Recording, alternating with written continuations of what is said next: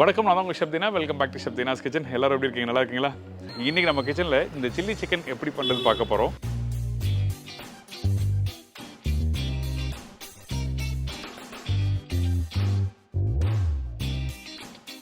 இதோட தந்தூரி ரொட்டி, நம்ம வீட்டில் இருக்க தோசைக்கல் அப்படின்னா ஃப்ரைங் பேனை வச்சு இன்றைக்கி ஈஸியாக எப்படி பண்ணுறதா இன்றைக்கி தந்தூரி ரொட்டி பார்க்க போகிறோம்.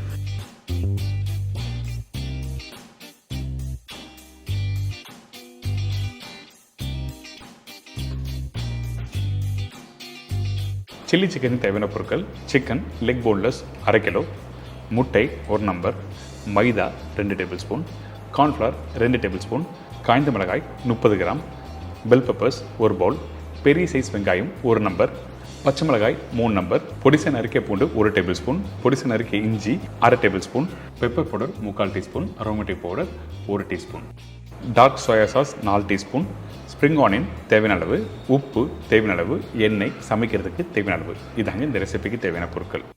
இப்போ நம்ம சில்லி சிக்கன் பண்ண போகிறோம் பார்த்தீங்களா, அதுக்கு ஃபஸ்ட்டு நம்ம என்ன பண்ணுறோம், ரெட் சில்லி பேஸ்ட் ரெடி பண்ண போகிறோம். பர்டிகுலராக இந்த சில்லி சிக்கனுக்கு இந்த ரெட் சில்லி பேஸ்ட் ரொம்ப முக்கியம். அதனால் நம்ம என்ன பண்ணுறோம், 30 கிராம் காஞ்ச மிளகாவை இந்த தண்ணியில் போட்டு நல்லா குக் பண்ண ஆரம்பிக்கிறோம். தேவையான அளவுக்கு தண்ணி ஊற்றி அதுக்கப்புறம் குக் பண்ண ஆரம்பிக்கிறோம். அதிகமான தண்ணி வேண்டாம். ஏன் கேட்டினா, இந்த தண்ணி அப்படியே குக் பண்ணி முடித்த பிறகு அரைக்கிறதுக்கு யூஸ் பண்ணுவோம். அதனால் கரெக்டாக ஒரு 10 நிமிஷம் கழிச்சு பார்த்தீங்கன்னா இந்த மாதிரி கரெக்டாக வந்திருக்கும். அதே டைமில் அந்த காஞ்ச மிளகாவை குக் பண்ணி முடித்த பிறகு கையில் எடுத்து பார்த்தீங்கன்னா நல்லா சாஃப்டாக இருக்கும். அதுக்கு பிறகு சூடு ஆறின பிறகு மிக்ஸி ஜாரில் போட்டு அரைக்க ஆரம்பிக்கலாம்.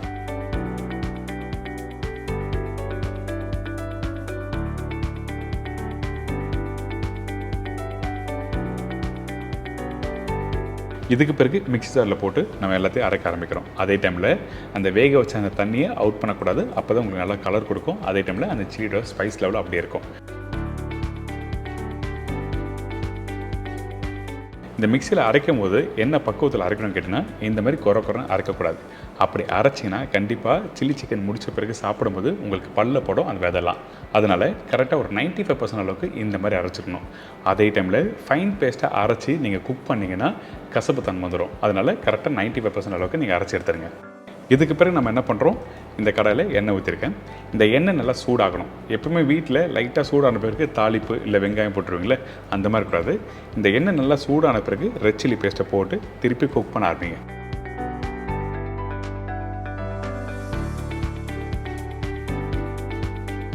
இதுக்கு பிறகு எவ்வளோ நேரம் குக் பண்ண கேட்டிங்கன்னா, குறைஞ்சபட்சம் ஒரு 10 நிமிஷம் நல்லா குக் பண்ணணும். அப்போ தான் அந்த ஆயில் நல்லா அப்சர்வ் பண்ணும். அதுக்கு பிறகு எடுத்து நீங்கள் ஒரு சின்ன பவுலில் மாற்றி வச்சுக்கலாம். இந்த மாதிரி ரெட் சில்லி பேஸ்ட் நீங்கள் ரெடி பண்ணி முடித்த பிறகு நீங்கள் நிறைய சைனீஸ் ரெசிபிக்கு யூஸ் பண்ணலாம். அதாவது ஷேஸ்வான், மஞ்சூரியன், சில்லி சிக்கன், அதுக்கப்புறம் சில்லி கார்லிக் நூடுல்ஸ், இந்த மாதிரி ரெசிபிக்கு எல்லாத்துக்கும் யூஸ் ஆகும். அதனால தான் இந்த மாதிரி ரெடி பண்ணி நீங்கள் வச்சுக்கலாம்.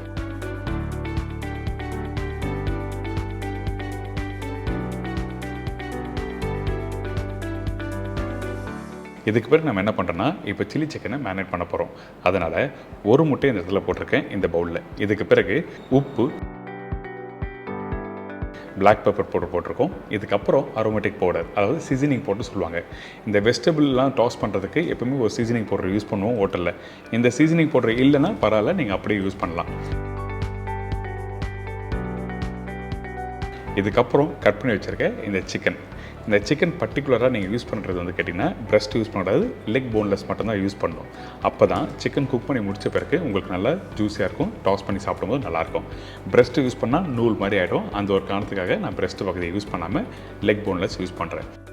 இதெல்லாம் போட்ட பிறகு முட்டை, மிளகுத்தூளோட சிக்கன் நல்லா மிக்ஸ் பண்ணுங்கள். மிக்ஸ் பண்ணி முடித்த பிறகு உங்களுக்கு அந்த சீசனிங் எல்லாமே இறங்கும்.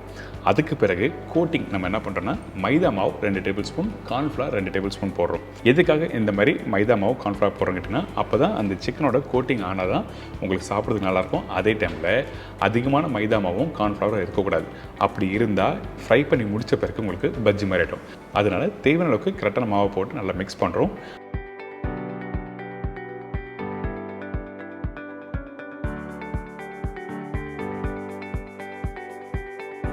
அதுக்கு பிறகு கொஞ்சமாக தண்ணி தெளித்து நீங்கள் மிக்ஸ் பண்ணி எடுத்தீங்கன்னா இந்த மாதிரி பக்குவத்தில் கரெக்டாக வந்திருக்கும்.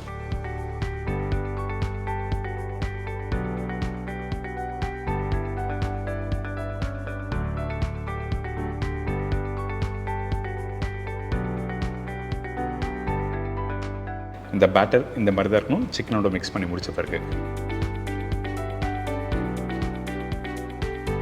அடுத்தது இந்த எண்ணெய் சூடாக இருக்குது, இந்த சிக்கன் பீஸை 1 by 1 போட்டு குக் பண்ணுங்கள்.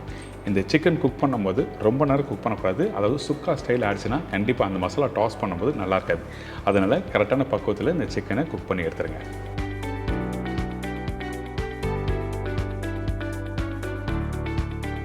இந்த சிக்கன் வேகிறதுக்கு அதிகபட்சம் ஒரு 3லேருந்து 4 நிமிஷம் டைம் இருக்கும். அவ்வளோதான் இந்த குவான்டிட்டிக்கு.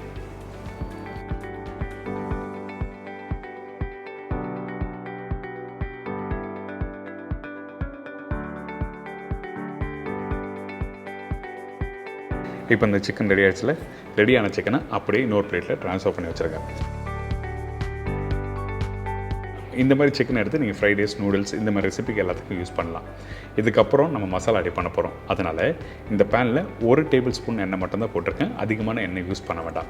இதுக்கப்புறம் பொடிசாக கட் பண்ணி வச்சுருக்கேன் இந்த பூண்டு, இஞ்சி போட்டிருக்கோம். பூண்டோட அளவு அதிகமாக இருக்கும், இஞ்சியோட அளவு கம்மியாக இருக்கும். இந்த இஞ்சி பூண்டு போட்ட பிறகு லைட்டாக வதக்க ஆரம்பிங்க. கொஞ்சம் கலர் மாறல. அதுக்கு பிறகு 2 டேபிள் ஸ்பூன் வெங்காயம் போடுறோம்.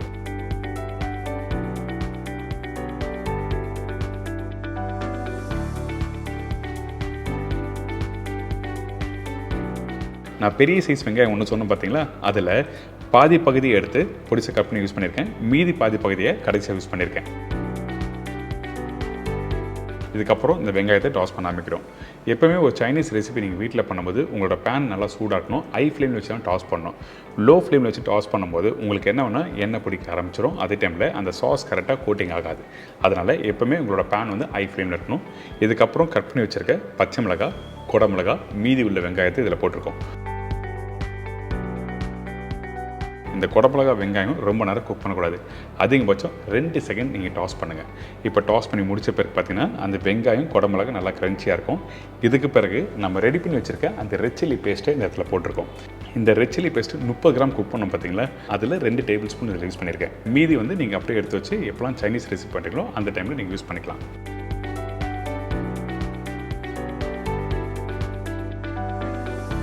இப்போது இந்த ரெட் சில்லி பேஸ்ட்டு போட்ட பிறகு நல்லா டாஸ் பண்ணுங்கள். அதே டைமில் கொஞ்சோண்டு தண்ணி, அதாவது ஒரு அரை குழி கண்டி அளவுக்கு தண்ணி ஊற்றி இந்த மசாலாவை டைல்யூட் பண்ணுறோம். இதுக்கப்புறம் 4 teaspoon dark soya sauce use பண்ணியிருக்கேன். இந்த இடத்துல லைட் சோயா சாஸ் யூஸ் பண்ணல. லைட் சோயா சாஸில் உப்பு அதிகமாக இருக்கும். அதனால் டார்க் சோயா சாஸ் யூஸ் பண்ணியிருக்கோம். சரிங்களா? இப்போ இந்த சோயா சாஸ் போட்ட பிறகு நல்லா மிக்ஸ் பண்ணுறோம். உங்களுக்கு தண்ணி தேவைப்பட்டால் இந்த இடத்துல கொஞ்சோண்டு தண்ணி யூஸ் பண்ணிக்கலாம். அதாவது அந்த சாஸ் குக் பண்ணுறதுக்கு தேவையான அளவுக்கு.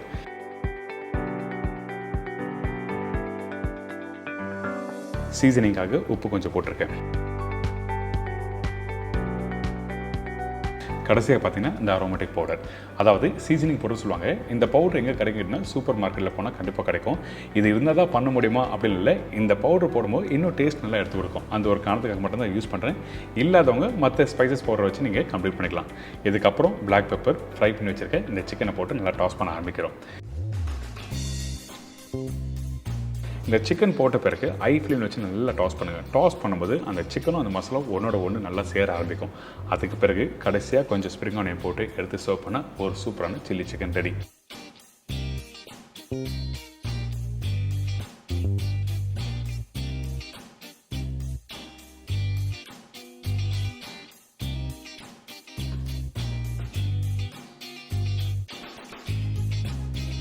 தந்தூர் ரொட்டிக்கு தேவையான பொருட்கள்: கோதுமை மாவு 250 கிராம், தயிர் 100 ml, குக்கிங் சோடா அரை டீஸ்பூன், உப்பு தேவைக்கேற்ற, எண்ணெய் 2 டேபிள் ஸ்பூன், பட்டர் தேவையான அளவு.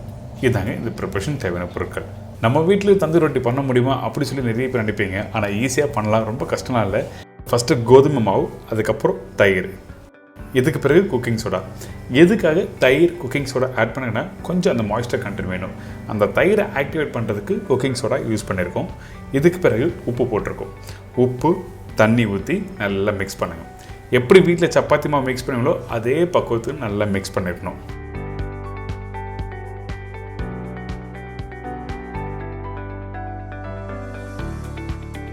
இப்போது இந்த டோ வந்து ஆல்மோஸ்ட் ரெடி ஆகிடுச்சு. நீங்கள் வீட்டில் எப்போவுமே ஒரு சப்பாத்தியாக இருக்கட்டும், இல்லை புல்கா, பூரி, அதுக்கப்புறம் பரோட்டா பண்ணும்போது மாவு நல்லா மிக்ஸ் பண்ணணும். மிக்ஸ் பண்ணி முடித்த பிறகு ஊற விடணும். ஊற விட்ட பிறகு திருப்பி நல்லா மாலிஷ் பண்ணணும். அப்படி பண்ணால் தான் உங்களுக்கு வந்து நல்லா சாஃப்டாக நீங்கள் எதிர்பார்க்குற மாதிரி சப்பாத்தியோ இல்லை பரோட்டாவோ நல்லா வரும். அதனால தான் நான் எப்போவுமே சப்பாத்தியோ பரோட்டா பண்ணும்போது உங்களுக்கு தெளிவாக நல்லா மாலிஷ் பண்ண சொல்கிறேன். இப்போ ஒரு பவுலில் ரெடி பண்ணி வச்சுருக்க டோவை உள்ளே வச்சு க்ளோஸ் பண்ணுறோம். எதுக்காக இப்படி க்ளோஸ் பண்ணால் இந்த ரெடி பண்ணி வச்சுருக்க மாவு ட்ரை ஆகக்கூடாது. நீங்கள் மூடி இல்லைன்னா கொஞ்சம் லைட்டாக ஈர துணியை எடுத்து மேலே போட்டு க்ளோஸ் பண்ணி வைங்க. ஒரு 1 hour கழித்து நீங்கள் எடுத்தீங்கன்னா அந்த டோ நல்லா சாஃப்டாக ரெடியாக இருக்கும். இப்போ ரெடி ஆகிடுச்சு பார்த்தீங்களா? திருப்பி நல்லா மாலிஷ் பண்ணுங்கள்.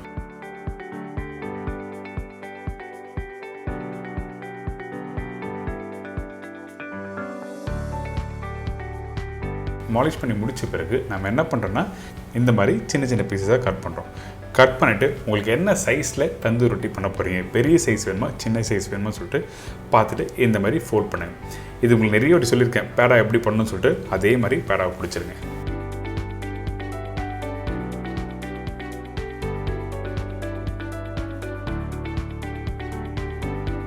இதுக்கு பிறகு உள்ளங்கையில் வச்சுட்டு நல்லா ரொட்டேட் பண்ணுங்கள். எந்த அளவுக்கு மாவு நல்லா மிக்ஸ் பண்ணி நல்லா கையில் ஹேண்டில் பண்ணுறீங்களோ அந்த அளவுக்கு நல்லா சாஃப்ட்னஸ் கொடுக்கும். அதனால தான் நிறைய வாட்டி இந்த மாதிரி ரொட்டேட் பண்ணுறோம். இதுக்கு பிறகு நம்ம வீட்டில் இருக்க சப்பாத்தி கட்டை இருக்குல்ல, அந்த சப்பாத்தி கட்டையில் வச்சு நீங்கள் ரோல் பண்ண போகிறீங்க. ரோல் பண்ணுறதுக்கு முன்னாடி என்ன பண்ணுங்கன்னா ஒரு சைடில் ஆயில் அப்ளை பண்ணணும், இன்னொரு சைடில் அந்த கோதுமை மாவை லைட்டாக டஸ்ட் பண்ணணும். எதுக்காக இந்த மாதிரி பண்ணுற கேட்டிங்கன்னா ஆயில் எந்த சைடில் அப்ளை பண்ணுறோமோ அந்த பகுதி வந்து டேரெக்டாக தந்தூரில் ஒட்டுவாங்க. மாவு இருக்க சைடு மேல் பகுதியாக இருக்கணும். இப்போ அதே மாதிரி தான் குக் பண்ண போகிறோம். ஆனால் தந்தூரில் இல்லை, நம்ம வீட்டில் இருக்க ஃப்ரைங் பேனில் எப்படி குக் பண்ணுறது பார்க்க போகிறோம்.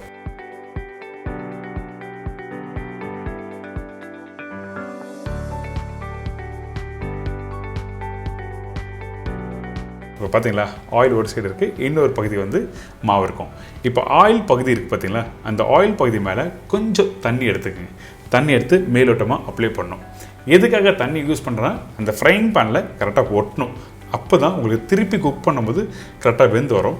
நீங்கள் ஃப்ரைங் பேன் நல்லா சூடாக இருக்கணும். சூடு இல்லாத ஃப்ரைங் பேனை யூஸ் பண்ணால் கண்டிப்பாக ஒட்டாது. அதனால திருப்பி சொல்கிறேன்.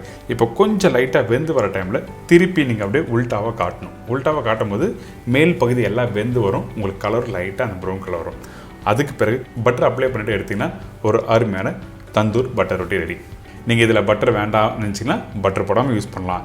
இதில் கொஞ்சம் கொத்தமல்லி போடணும், கொத்தமல்லி போடலாம். சில பேர் கார்லிக் போடுவாங்க ஃப்ளேவருக்காக. அந்த மாதிரி நிறைய ஆப்ஷன்ஸ் இருக்குது. நம்மளுக்கு பிடிச்ச மாதிரி நீங்கள் மாற்றிக்கலாம். சின்ன சின்ன சேஞ்சஸ்.